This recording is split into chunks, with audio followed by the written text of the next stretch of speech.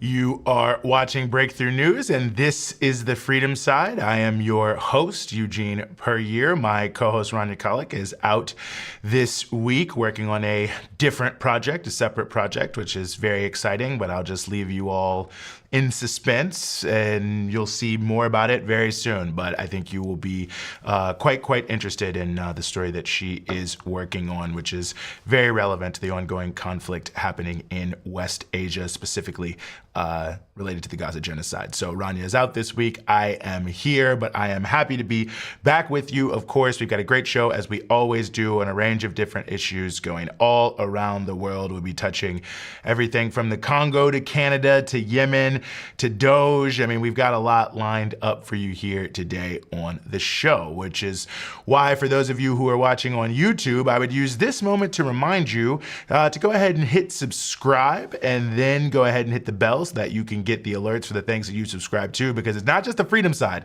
It has a lot of great stuff on every single week. We have a range of fantastic shows here: the China Report, Socials Program, Rania Khalek's Dispatches. We've got all sorts of reporting coming from the field in different ways. So we got a lot of fantastic content coming in here in the next few weeks, even in the next coming days, in the next hours.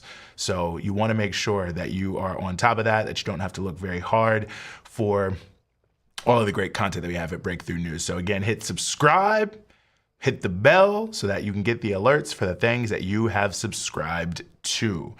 And of course, if you're watching on Free Speech TV, I don't want you to do anything else but keep watching and keep supporting FSTV. And as always, big shout out to the FSTV team for everything y'all do to make it possible for us to appear there as well. And while I am here, I will remind folks that obviously at all times, we always need your support in many different ways. But one of them is, of course, financial. And we would really appreciate if you'd be willing to become a patron of Breakthrough News. And as you can see just below me there, patreon.com/Breakthrough News is the way that you do that. Your monthly donations there go a long way to making it possible for us to be able to appear for you here. We don't have any major corporate sponsorships. We don't have any corporate sponsorships, major or minor actually, that allow us to move forward here. So we are moving forward under your power. Big shout out to our existing patrons. You do get a lot of good things, of course. You can get this great mug here.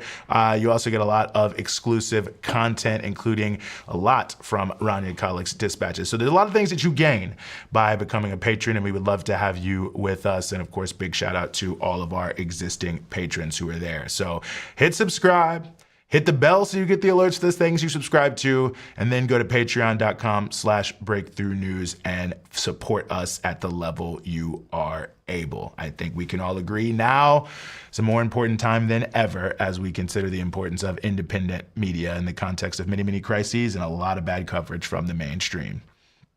So as we get the show on the road here, we want to start with one of these critical issues that is, if significantly undercovered in many ways, but also I think covered out of context often, and that is the ongoing conflict in the Democratic Republic of Congo. A lot happening there, and because of that, we are quite honored to have with us here on the show once again Kambale Musavuli, who's an analyst with the Center for Research on the Congo Kinshasa. Kambale, as always, thanks so much for being with us. Thank you. Well, we've got some sort of breaking news here out of Doha, Qatar, where the two sides between Rwanda and the DRC have now agreed to a ceasefire until their talks on something more permanent are concluded. So I guess I'm curious your take on this, Kambale. I feel like we've kind of heard this a lot going all the way back to 2021. There's sort of constant conversation about ceasefires, and they seem to not fully hold. So does this seem more durable to you, or what's happening here? As long as any peace negotiation in the DRC does not include justice, this is a temporary solution to a larger problem. We're talking about thousands of people who have been massacred just this year. The government numbers is all the way up to 9,000. The conservative numbers are 3,000. So whenever we're even talking about the ceasefire and peace deals, what they are telling the Congolese is that their lives do not matter, right? They can be massacred, they can be killed, and no one will be held to account. So that's really the context to look into that. Another element to think about is, for peace in DRC, it's very strange that Doha, Qatar, is the place that will actually negotiate a peace deal. So everyone is very surprised. Why are Congolese and Rwandans, particularly the president of Rwanda, so in love with the Emir of Qatar? It's clear. Qatar has billions of dollars invested in the region, particularly in Rwanda and in DRC. In Rwanda, for example, Qatar owns 49% of Rwanda National Airline called Rwandair. Beyond that, the new international airport being built in the outskirts of Kigali, the capital city of Rwanda, is owned at 60% by Qatar, right? In DRC, the same thing is happening. 3 airports in DRC is being renovated, and Qatar will be doing the renovation from our main airport in the capital city of Kinshasa called Njili Airport to others around the country. And as well as a deep sea port being built that Qatar is interested in developing in DRC in the city of Banana. So I'm throwing all these facts simply to say that Qatar's investment in the region is at stake at the moment.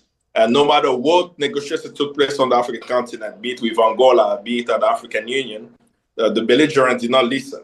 They had to listen to the Emir of Qatar to come to the table and to come to a ceasefire. And as I continue to say, if there is no clause on justice, on holding people to account for the crimes taking place in DRC, in a few months, few years from now, we will unfortunately see another rise of conflict in DRC.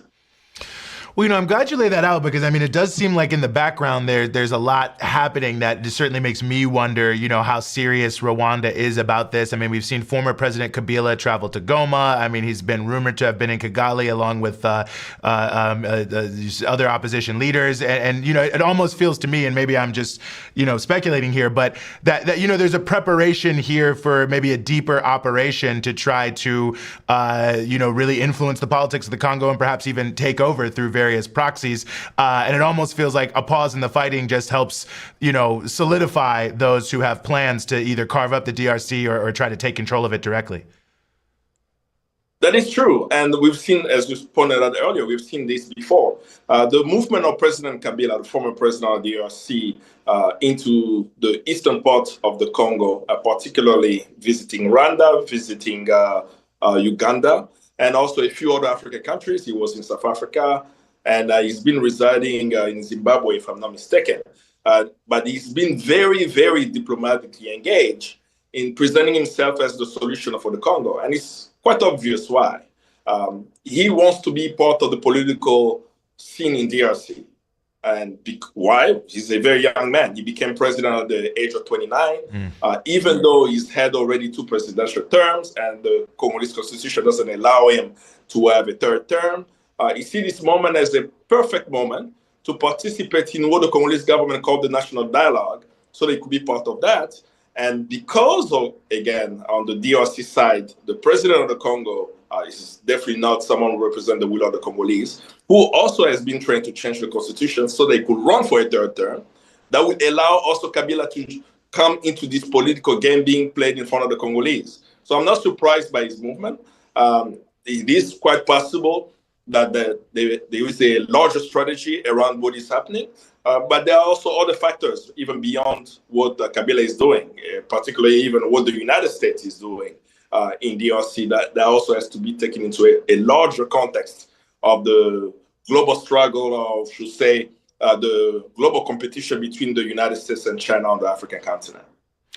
I'm really glad you raised that because obviously this has been another big topic, which is this, at least discussed mineral deal that the United States and DRC may sign, and that allegedly the DRC government has been pushing the United States, which is coming interestingly enough at the same time the SADC meeting was considering trying to make it as easy as possible to get goods out of the Congo. So, talk to us about that because I feel like there's a lot of rumors swirling around this and not a lot of solid information.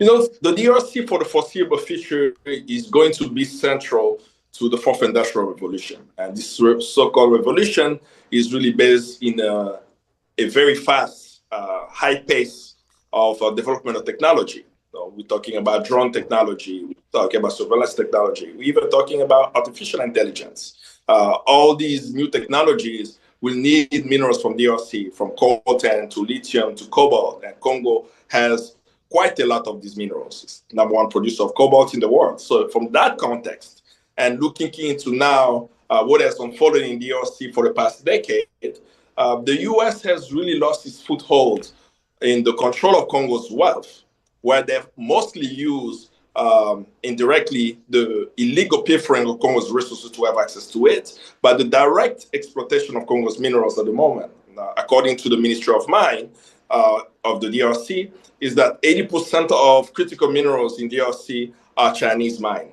Not because they put a gun on the head of the Congolese, not because they came and stole minerals or armed rebel groups, because they had deals where they purchased these mines legally through different channels. We can argue about the clause of the contract, but it's important to know how China today control 80% of these mines. But this is a threat to the United States. It's a threat to the United States when you have a U.S. president waging a tariff wars when they don't have cobalt. And when they're saying that we're not getting anything from China, when they don't have the reserve of lithium necessary to compete. And the place where they need that will be the DRC. And the Congolese government, the compradors in the DRC, understand that. So they're playing a very dirty game. They're playing a game where they are wagering Congo's minerals in exchange for peace and stability. That action actually erased U.S. history in the DRC for the past 15 years, right? Even I could argue for the past 30 years since the conflict started in the DRC. It pretty much makes the U.S. as a savior in the DRC. It makes them become stakeholder at peace when they're actually the arsonists. They are the ones that have caused the conflict. They supported their allies on the continent, Rwanda and Uganda, into the invasions of the DRC. So by the DRC is now putting that into perspective, it reminds me of what happened in the 60s, right? After the assassination of Patrice Lumumba, a strong man named Mobutu took control of the Congo.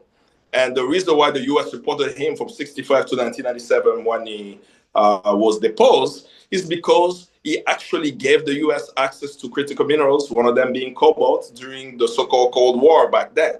So Tshisekedi is playing the same card. If they are successful, it appears to be that the U.S. is very interested into this deal. They send the Lebanese-American Boulos into the DRC, the special advisor for Africa at the State Department, to negotiate these things, the mineral deal in exchange for security. And it appears to be advancing. And we're hearing names that we've heard in Iraq, like, Eric Prince coming in, also trying to be part of the solution. And it's quite fascinating as Eric Prince is now being mentioned as part of the security to mineral deal in the DRC. No one is making the same argument as they've made around Wagner, right? Whenever Wagner was around on the African continent helping different countries in stability, there was this Russian scare. But right now, with Eric Prince, it's, the billionaire American owner of Blackwater is coming to the DRC for peace. So looking at that, we know that the U.S. want the minerals. They are interested in it. But for us Congolese, our struggle to control our wealth continues. The civil society on the ground, especially in the Katanga province, already put out a statement stating they are against this deal. That story needs to be out more because the press does not cover that the Congolese are against this deal.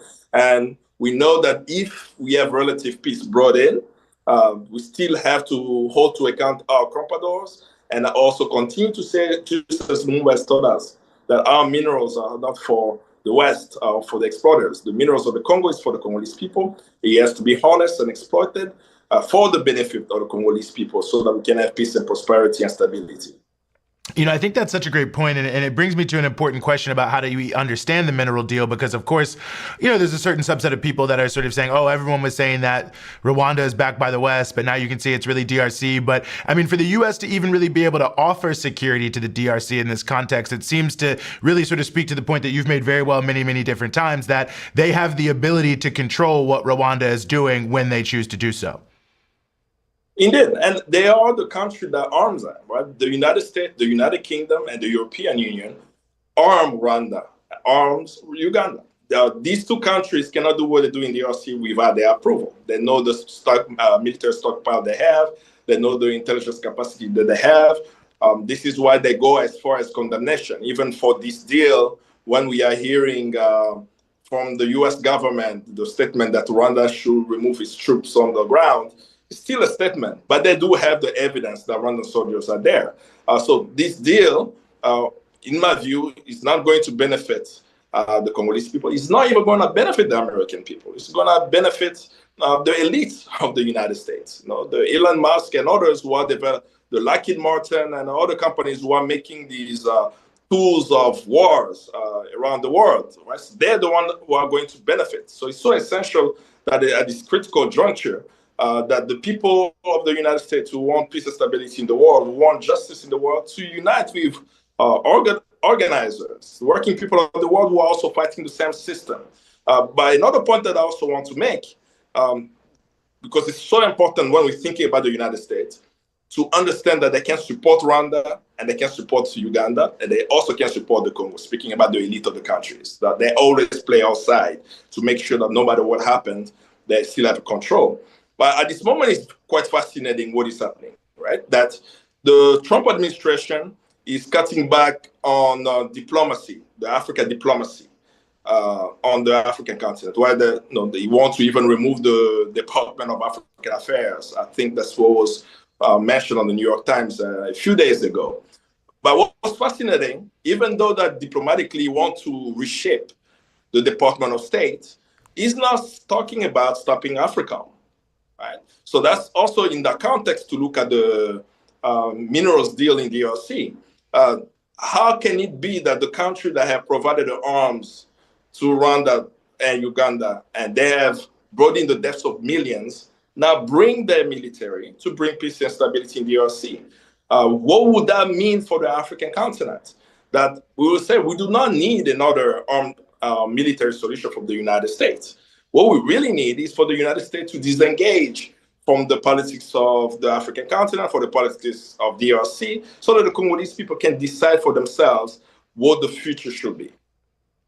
No, I think that's a critically important point in terms of how all of this is playing out. And I guess I just want to ask you finally here, seeing how, and you've already laid out why Qatar is involved and how they were able to bring people to the table. I mean, how does that reflect on, SADC as an entity which tried to make a big intervention here, EAC which tried to make a big intervention here? I mean, it seems in and of itself that says something about the sort of state of many of these, so-called Pan-African entities that are supposed to be bringing together regional powers. It clearly shows that some of our so-called Pan-African institutions on the African continent are weak. If the African Union could not resolve to bring an end to the conflict in DRC with all the head of states, part of the African Union, that clearly tells you why even in the Sahel, the countries of Mali and Niger, Burkina Faso have created a new alliance, because they're seeing that the founding fathers and mothers of Pan-Africanism have laid out a plan for a unity on the African continent, which is not being implemented. So something is true for SADC, right? SADC and EAC, these regional bodies, have been in the Congo mostly because of also hegemonic bloc's interest, right? South Africa, which is one of the biggest countries in terms of political power in SADC, has financial interest, economic interest in the DRC. So it's critical for them to also have a say in the DRC. Same is true with the EAC, right? When we think about Kenya, the former deputy president of Kenya, about a couple of weeks ago, if I'm not mistaken, even mentioned on national TV in Kenya that the reason why EAC has been inadequate to address the situation in Congo, of course I'm paraphrasing what he said, is that the president of Kenya, Ruto, he alleged that is implicated in the gold deals, gold exploitation in DRC. So to even hear that in Kenya and all across the continent now, we have to be clear that many of the African countries have leaders who do not represent the interest of the people. So class struggle is still ongoing on the African continent. Right now, our biggest battle on the continent is to rid ourselves of our compradors, who are in power, and sometimes they are actually placed by Western powers. So when we understand that, and we see that the compradors, depending on who they are dealing with, they will make deals to benefiting their class, then we know we have to unite with the working people of Africa and follow the lead of our brothers and sisters in the Sahel who understands that they must defeat imperialism and that they called imperialism very well. They knew who it was. They said that the U.S. military is imperialism. France CFA, the currency controlled by France's imperialism. They must leave with the soldiers out of our country, and we must build a new union with principles to benefit our countries. But the other bodies on the continent are not following suit. So it's up to the African people and the allies who believe in a free and united and Pan-African African continent to unite with us as we fight to bring an end to the crisis in the Congo, but to bring the true Pan-African dream of the founding fathers and mothers of Pan-Africanism, be Nkrumah, Lumumba, Nasser, and others who fought for independence on the African continent. Mm-hmm. Well, as always, Kambale, we really appreciate you joining us and sorting through it all. Kambale Musavuli, an analyst with the Center for Research on Congo-Kinshasa, thank you so much for some of your time here in the Freedom Side. Thank you. Well, as Mao Zedong once said, whoever controls the Congo controls the world. So crucially important story, crucially important issue, and the outcome will be quite significant. So we want to go to another story here in the upcoming days. In just a few days, Canada will go to the polls for the federal election. And we were able to talk with Amina Sheikh, a union organizer in Canada, a little bit earlier on this issue. So please, let's move there. And as we continue the show here, we want to turn our eyes to the Canadian federal election coming up in just a few days. And we are very, very honored to have here on the show as we continue Amina Sheikh, who's a union organizer, campaign strategist, and the vice president of the Canadian Freelance Union. Amina, thank you so much for being with us. Thank you for having me. Well, as you know, there's limited information in the United States about the Canadian election. And I think insofar as people here in the U.S. hear about it, it's just that the Liberals are going to do well because people are angry at Trump. And I think the perception is that means that Canada's moving in a more progressive direction vis-a-vis the United States. And I wonder if you think that kind of framing is the right way for people around the world, but certainly here for our main audience in the U.S. to be looking at this question. Well, I think it's really important to understand that we've had a liberal regime here for 10 years. And, before that, whether it's conservative or liberal, both of them, if you look through their policies and platforms, share a lot of the same policies and platforms. I do think that with Mark Carney coming in, I think he created a little bit of buzz earlier on. But last night, looking at the polls, it's not looking great, in my opinion. It's quite tight between the Liberals and Conservatives. And I don't know, Pierre Poilievre sort of showed up in the scene during the pandemic. Who knows what can happen over the next week? I am worried, but I think both governments have similar policies and similar platforms. And I think that's important for the audience to understand. No, I think that's really important. And maybe to talk more about that, I mean, I've seen a number of things being thrown out there. I mean, Mark Carney is essentially saying that, Canada will replace the United States as the leader of the free trade regime. The sort of third party, if you will, the NDP, I think was saying that they need to build their own F-35. So it almost feels like the policies of the two parties are sort of like one party kind of saying the sort of they're going to kind of ape the imperialism of the U.S. Democrats that we had the past 4 years, and the other major party saying we're going to ape what the Republicans are doing under Trump. And then you have the third sort of supposedly more progressive party kind of, following in on the same line. So, I mean, give us a sense of what the parties are really proposing and how that fits in. Yeah, I think you're absolutely right when you're saying that. All three parties support militarism abroad. We know since the pandemic that the ongoing war in Europe is completely unpopular with people. However, all three parties have been committed to NATO, committed to militarism. And yeah, you're right. With Trump coming in, I think they're like almost competing in this new rise of Canadian chauvinism and Canadian nationalism. That's not good, actually. And it's whether it's a conservative or whether it's a liberal, you can't tell the difference in many cases here. And under the Liberal government, we saw large spending towards the conflict in Ukraine. And Zelensky toured through here. If the audience remembers, we hosted and gave a standing ovation. Not we, but our governments gave a standing ovation to a Nazi veteran. I mean, this is Canada, but we have to understand this is Canada under a liberal hegemony. So for me, I would argue as a union organizer and a trade unionist that for us, workers and the working class, it doesn't really make a difference what the outcome is. I think with Pierre Poilievre, it's a little worrisome because of his history of platforming right-wing organizations here and right-wing groups, whether it be Sons of Odin, JDL, like Shah monarchist supporters, Hindu Vada, the list is very long. He's been doing debates and going on Jordan Peterson. So I think with Poilievre, it's a little scary because he's so openly racist and has an affinity and gives a lot of space to right-wing organizations that have been mobilizing here since the pandemic in Canada. But I think with Trudeau, well, now Carney, I think it's worrisome too because he's a former banker. Yes.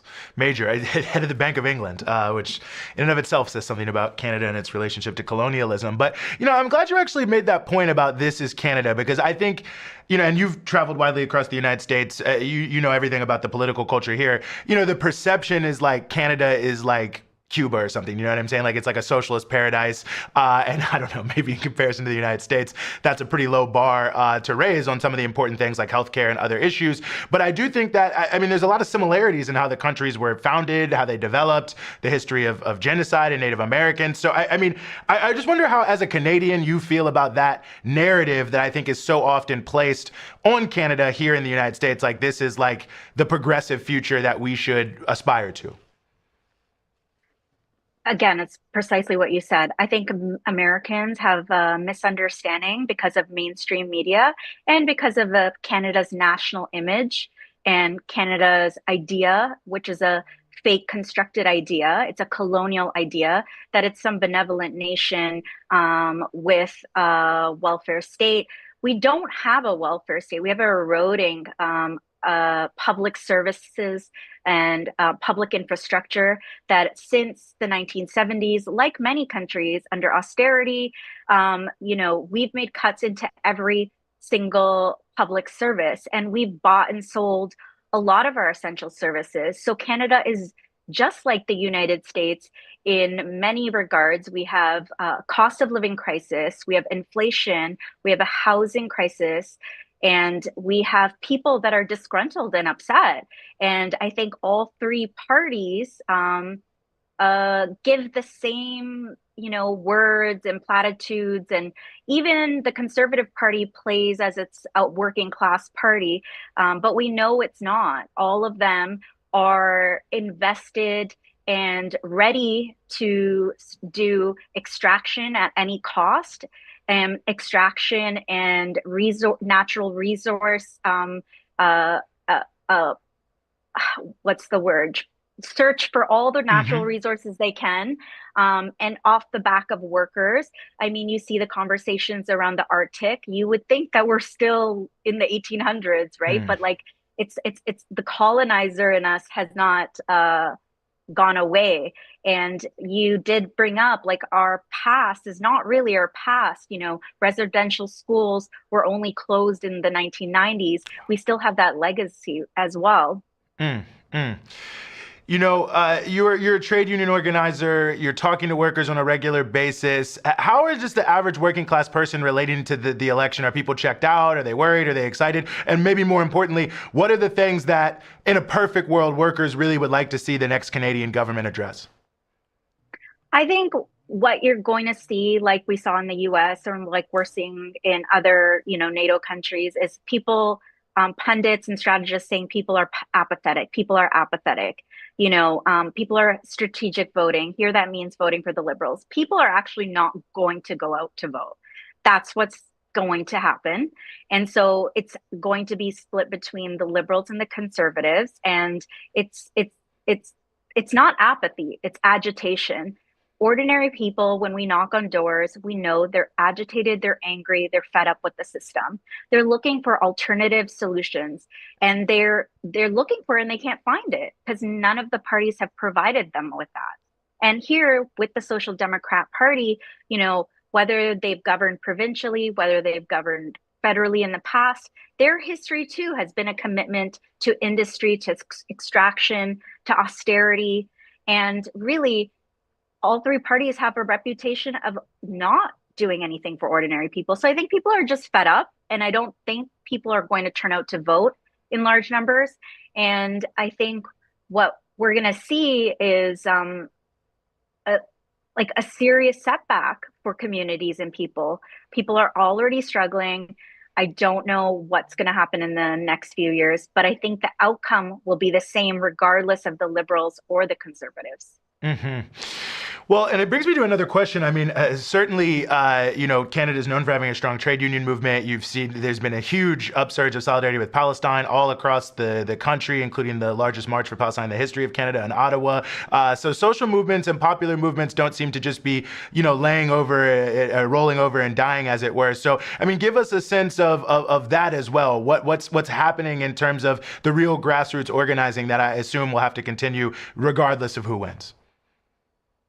I think what's awesome about Canada is that we have a history of Indigenous land defenders who have united with Palestinian organizers, community organizers. There's been rent strikes here in Canada. There's been tenant organizing. There's organizing around disability justice. There's organizing around equitable and public services like childcare, healthcare. So people are becoming conscious, and people are conscious through this genocide that's happening on Gaza and on Palestinian people. And people realize this too with the ongoing war in Europe. People are wondering why are we transferring this many arms, this much military equipment to kill humanity? When at home, people can't even get food.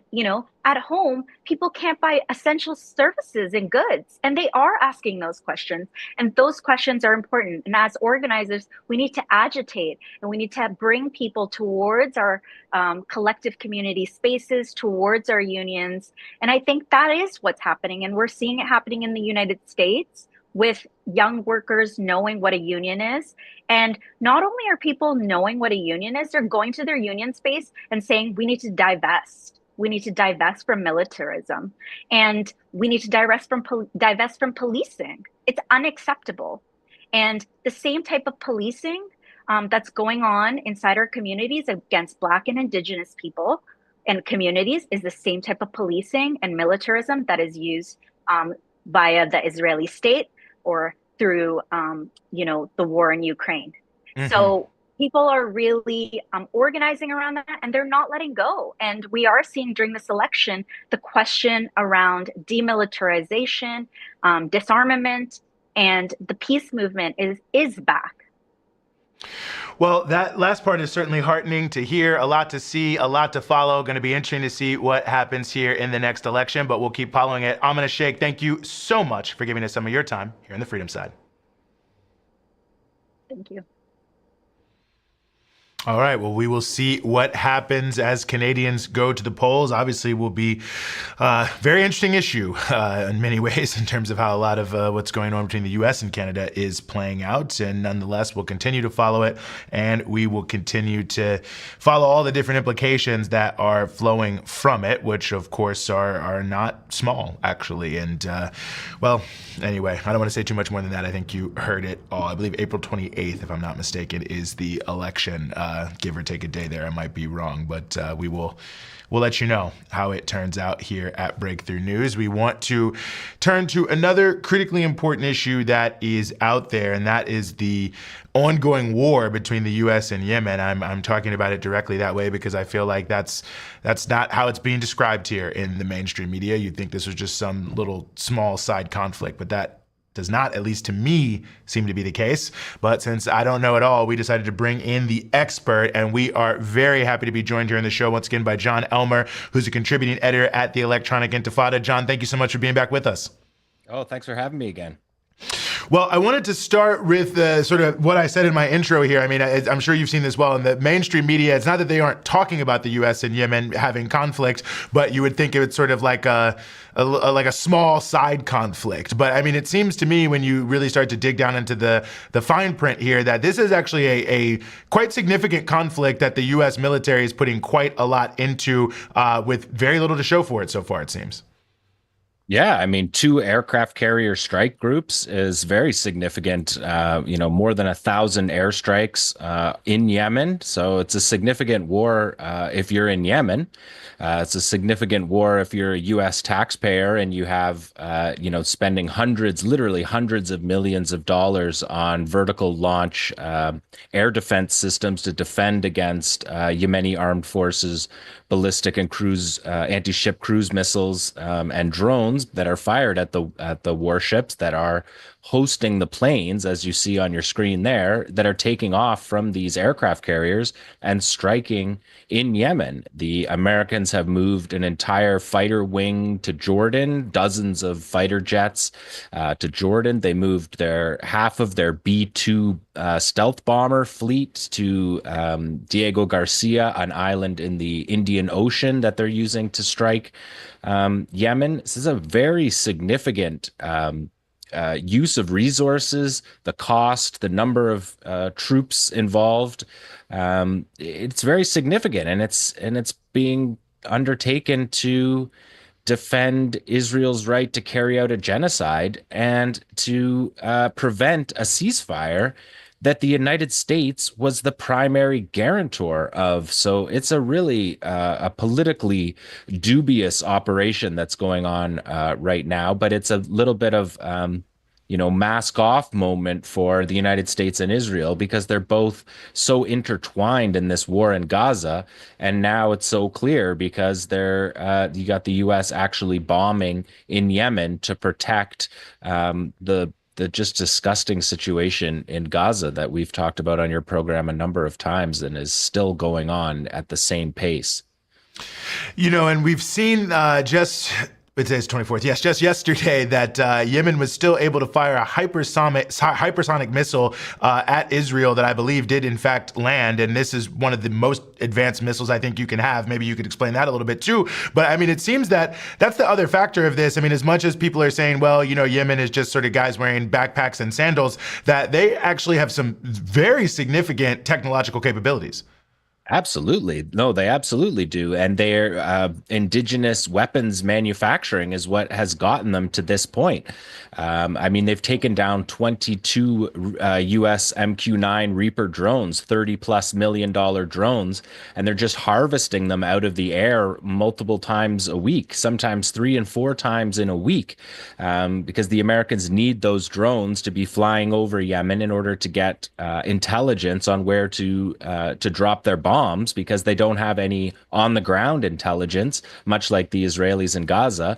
They're very dependent on these drones. It's a significant use of resources, and it hasn't impacted the Ansar Allah and the Yemeni armed forces' ability to fire on American aircraft carriers or, as you said, launch hypersonic ballistic missiles that are yesterday was targeting as far north as Haifa. So they can reach anywhere in Israel, more than 2,000 kilometers away.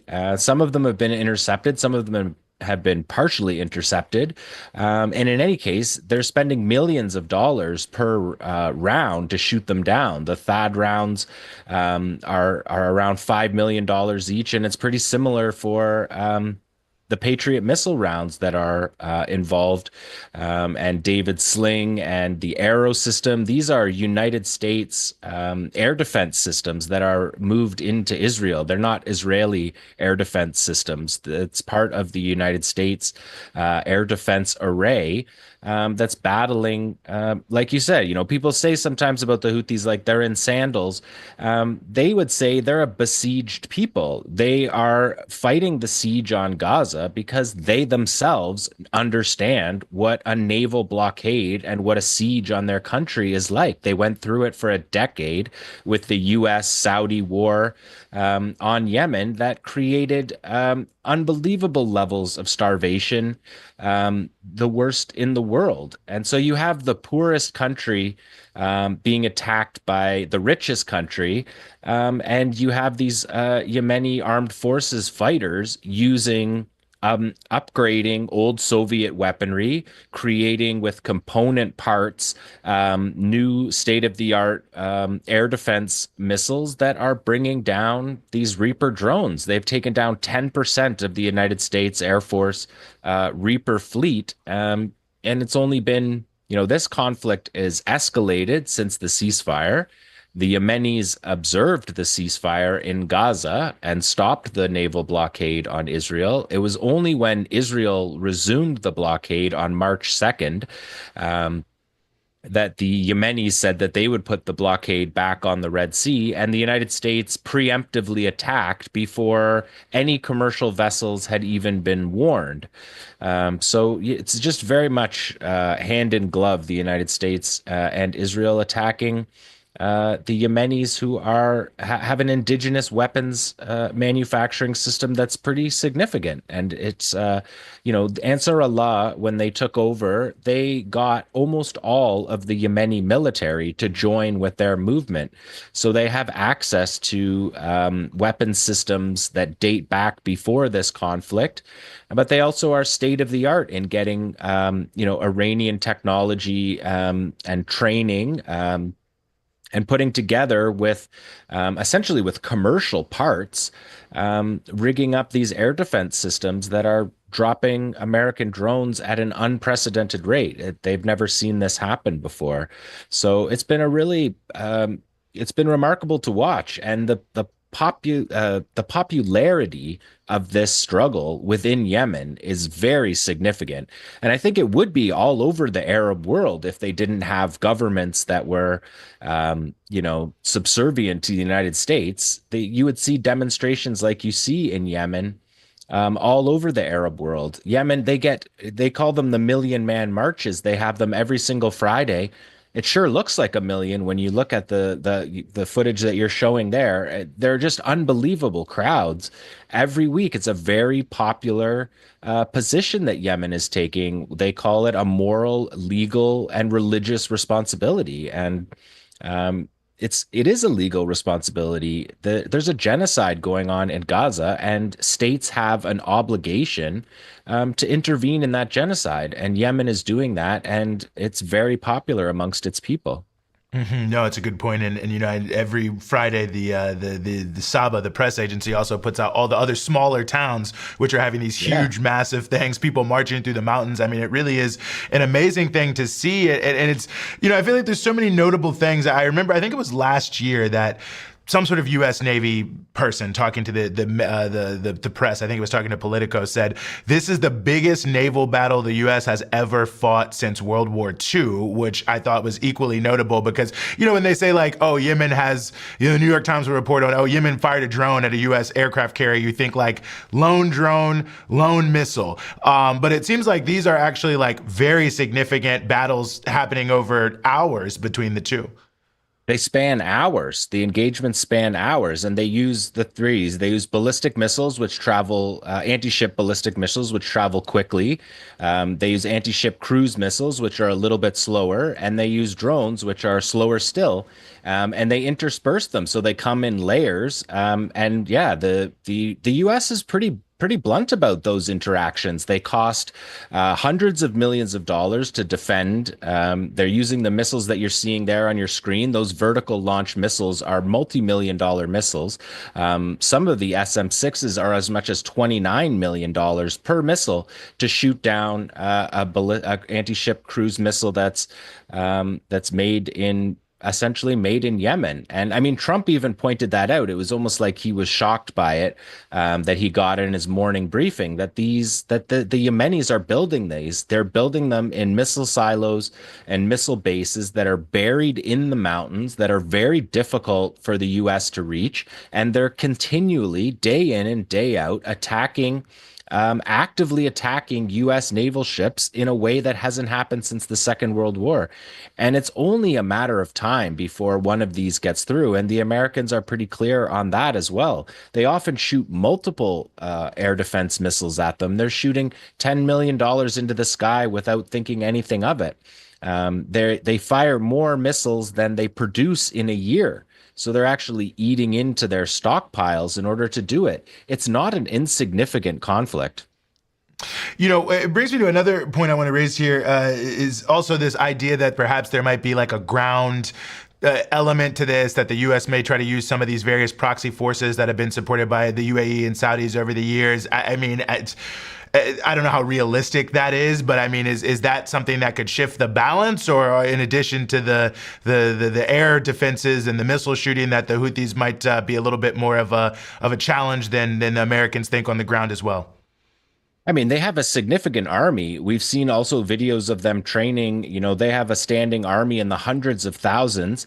And then you look at those demos, and I can't imagine that all those people at the demos would just sit on their hands during a U.S. mercenary invasion. And also what Ansar Allah says every time when this kind of question comes up, they say, this is what we dealt with for a decade. What they couldn't be defeated by a concerted Saudi-US war for a decade. Why do they think it's going to be any different this time around? You know, it'll be bloody if they Americans want to expand a mercenary war. But the prospects of victory are very, very thin. The Ansar Allah movement is embedded in a mountainous terrain. It's a difficult place to fight. Their installations are protected.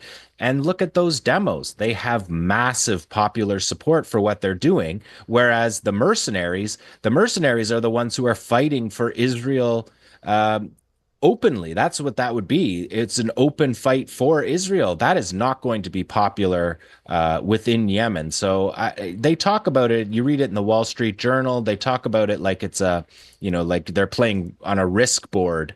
They're not talking about it like it's real people's lives, or that people will fight harder when they believe in their cause versus, just the number of players that you have on the board, the balance of forces that you have on the board. It would be a very popular war within Yemen to repel a U.S.-Israeli invasion of the country.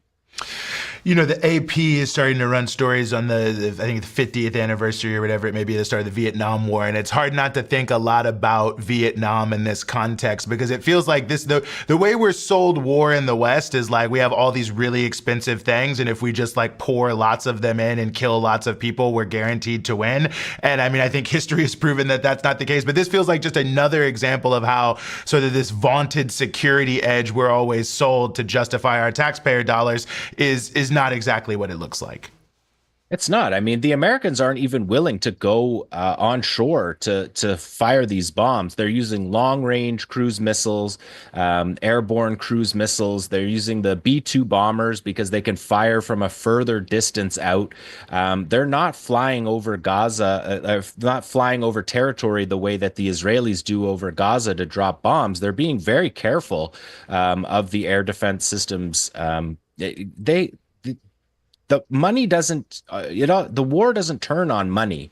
And once it comes down to fighting, hand-to-hand combat, you have a very popular position by the Yemenis and a very deeply unpopular foreign mercenary army that they're talking about fighting with, and that's just not that's not a good dynamic for trying to win a war. And I'm not sure how much the Americans believe that that's a possibility, or if they're just saying that because the Trump administration has been pretty clear that they're not going to back down until Ansar Allah surrenders, and they're not going to surrender.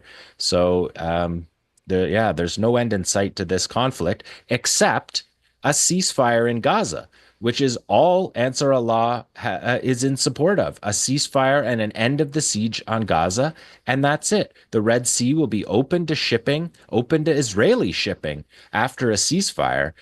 So they're looking for these ways to escalate when the answer is just right in front of their faces. Stop this criminal war on Gaza that the U.S. is backing, is participating in hand in glove with the Israelis. Well, Jon, as always, we appreciate you. And the good news is you are there as a contributing editor at the Electronic Intifada, breaking down everything happening in Yemen and Gaza and many other places on this front. So we appreciate you, and we appreciate you giving us some of your time here on the Freedom Side. Thanks, and congratulations on your documentary. Thank you so much. All right. Yeah, I mean, quite the situation we are in here. Over $1 billion spent in the context of Yemen. And you know, as someone who came of age and is opposition to the war in Afghanistan and Iraq, you know, how many more of these are we going to just keep adding up where we're sending huge sums of money? You know, in that case, you know, many lives lost on both sides of the equation in the U.S. and West Asia, millions of people, and none of the things that were sold for these, you know, we're going to do this, we're going to solve that, we're going to solve this. None of that ever seems to be happening, and it just makes you wonder how much longer we're going to have to continue to put up with this warmongering. But see, we shall, and perhaps it'll end sooner rather than later. We can certainly hope for that, with an end to the genocide in Gaza that so many around the world are really rooting for, including myself. Well, we want to turn to another issue here, critically important issue. That's the so-called government efficiency, DOGE, Department of Government Efficiency in the United States, and you know, what I would really consider sort of a gutting of the government, but obviously huge implications for all people, especially working class people here in the U.S. And we are very honored to be joined here on the show once again by David Dayen, who's the executive editor at the American Prospect, to discuss this. David, as always, thanks so much for being back with us. Thanks for having me. Great to have you. And, you know, it almost feels like there's a little bit of a fog of war around DOGE in terms of like what they're actually doing, because they're putting out all these numbers. They have this dashboard and the whole nine. And, you know, I know we don't have all the information, but is there any sense that what they're doing actually is saving a lot of money somehow, that is making the government more efficient? Or is it really what I think a lot of us feel like a smoke and mirrors thing? I mean, the short answer is no. And everything they're doing is kind of the opposite of their intentions or stated intentions. Keep in mind that initially during the campaign, Elon Musk said, I think we can get $2 trillion out of the federal government in 1 year. Then during the transition, he downgraded that to $1 trillion. Then it turned out the part of the budget he was looking at, which is discretionary non-defense spending. Defense spending has been no part of DOGE. That part isn't even $1 trillion by itself. So if you would cancel all of that, it wouldn't get you to $1 trillion. And then just a couple of weeks ago, he said, I think we're on track in fiscal year 2026 for $150 billion. And that's what's on their dashboard. So now we're you know, a tiny fraction of what was initially promised. And that number is completely misleading. Half of the things in the dashboard are money that wasn't going to be spent anyway, or distortions of actual funding. And it goes down even further. In a couple weeks, we're going to see a bill in Congress that rescinds spending that DOGE has canceled. And that number is $9 billion. So we went from 2 trillion to 9 billion. And most of the things they've done in terms of upending the lives of federal workers and, you know, eliminating things like call centers and eliminating in-person or reducing the staff for in-person visits at Social Security Administration, all this has done is make government more inefficient, not the opposite. Yeah, you know, there's so much to say about all of that. And one thing I want to kind of focus in on is maybe a smaller agency a lot of people don't know. But, you know, you think efficiency, you think good things. The Consumer Financial Protection Bureau is one of the most targeted. And it seems like, just from what I've read, that they were actually delivering like quite a nice, you know, return on investment for Americans. But now they're being targeted as inefficient and terrible, which makes you think maybe there's another agenda.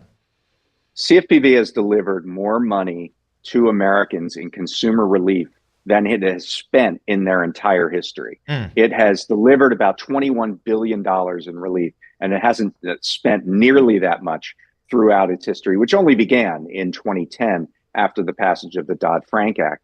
So what has been attempted repeatedly is to fire essentially the entire staff, 90% of the staff. at CFPB. This has been blocked on multiple occasions by federal judges, but clearly, there isn't a sort of a spirit of consumer protection happening right now at the Consumer Financial Protection Bureau. And what that does is it leaves individuals who are navigating this economy at the mercy of scam artists and predatory lenders and things like that. And so CFPB, I think, is a perfect example of DOGE and also, the Project 2025 folks, people like Russ Vogt, who is the head of the Office of Management and Budget and currently the acting director of CFPB. All of these efforts to slash the government, it's being done more in service to allow banks free reign over the economy, for example, rather than any sort of efficiency initiative.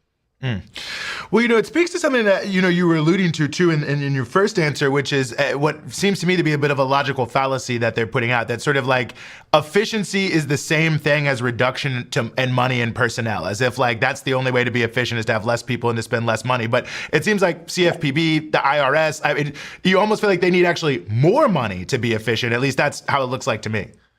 Absolutely the case. The return on investment for the IRS is something like $12 for every dollar put into auditing.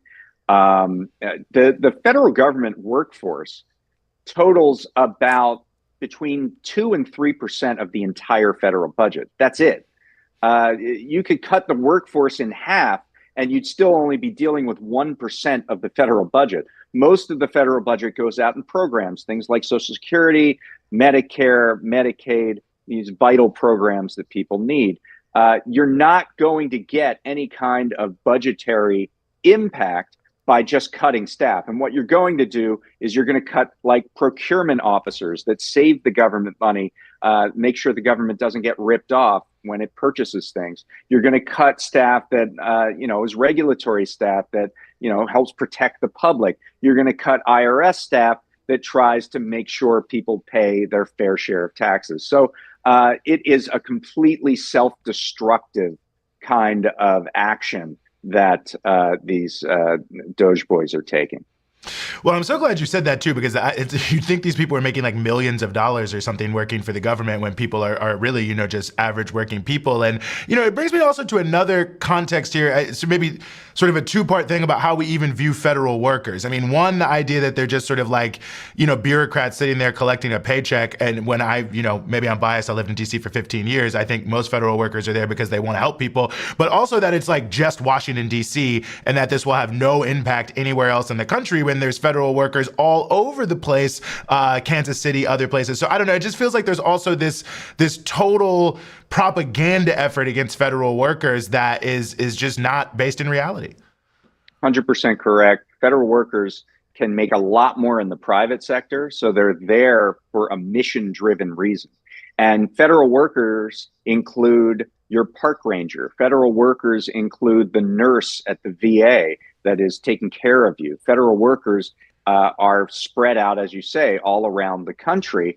And federal workers include scientists who are trying to find cures or various innovations. So, it has certainly been an effort to demonize the federal worker as part of a larger project to demonize government itself and make sure it's, government is hobbled in many ways. No, I think that's such an important point. Actually, it's sparking so much that you brought it up, that so many of these government agencies really are rooted in the New Deal and the civil rights movement. I mean, the idea of the expansion of government really seems to be like, for progressive people, at least in America, really at the heart of a social vision, not just like, we want to have 5 or 6 more people.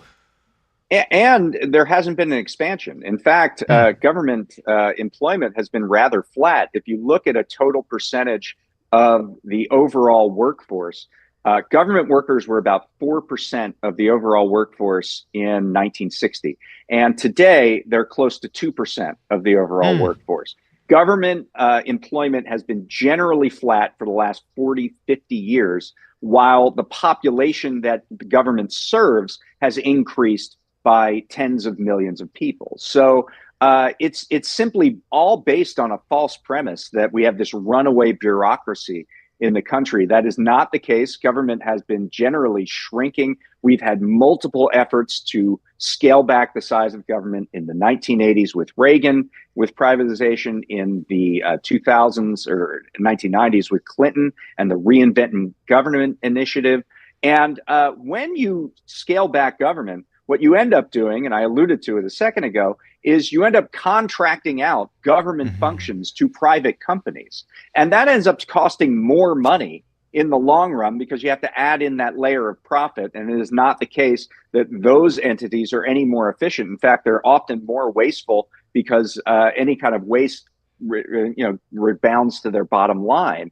So it's really a fantasy notion that we can shrink the size of government without ending up costing us more money in the long run.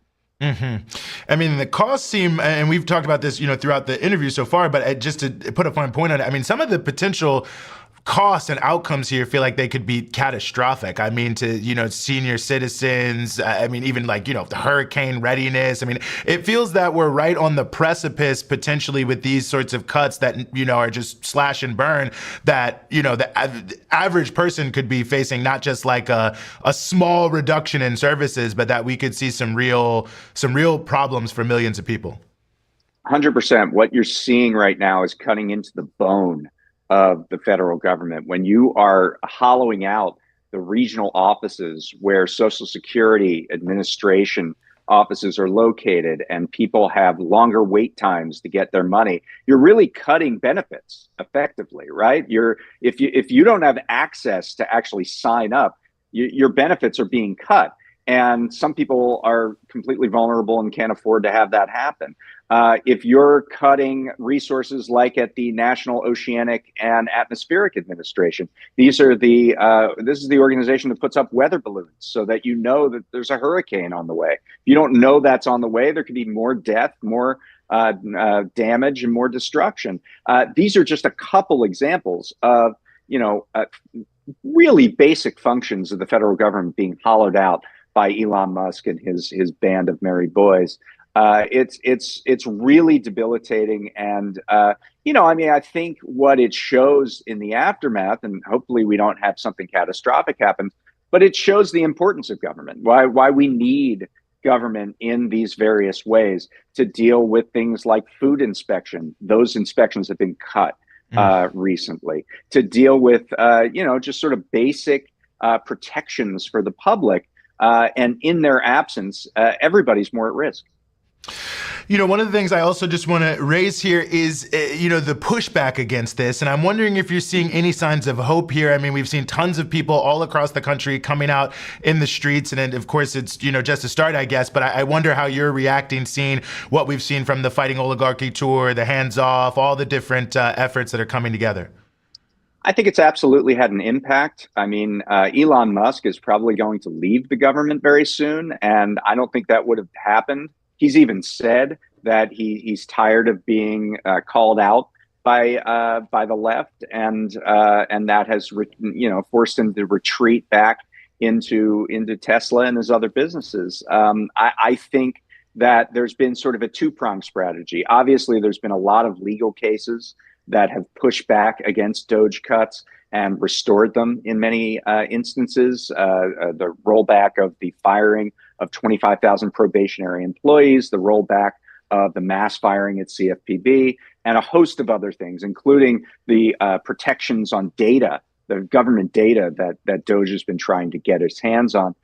So that's sort of the inside strategy, right? The legal strategy. And then on the outside, you've seen millions of people take to the streets saying, whether it's Hands Off or the Fighting Oligarchy Tour or whatever, showing that there is a constituency here for stopping this kind of destruction and hollowing out of the federal government. So I think those things work kind of in concert in the court of public opinion.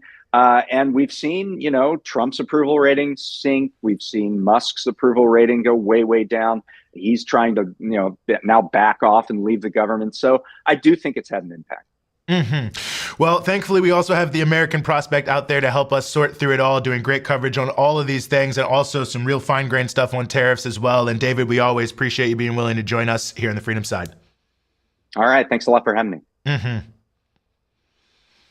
Well, yeah, a lot here, a lot there. Definitely check out the prospect.org if you are not checking it out. A lot of great information on all these topics and more. So that'll pretty much do it for us here today in the show. For those who are watching, who are wondering, again, Rania Khalek was out this week because she is working on a different story, an interesting story, very interesting story, important documentary filming that she's doing right now that we'll be bringing to you relatively soon, and you'll be hearing more about that. I'll keep it a little secret so that you just have a little something to wait for, but certainly you won't have to look too far. If you are watching on YouTube, go ahead and hit subscribe and the bell so you get the alerts for the thing you subscribe to, and you'll be able to get all our videos and you won't have to do too much for that. But we will be back with Rania next week, of course, and we will be continuing to put many great things out. But to continue to put them out, we certainly are continuing to need your support. So if you can, please go to patreon.com/breakthrough news and become a patron of Breakthrough. Of course, your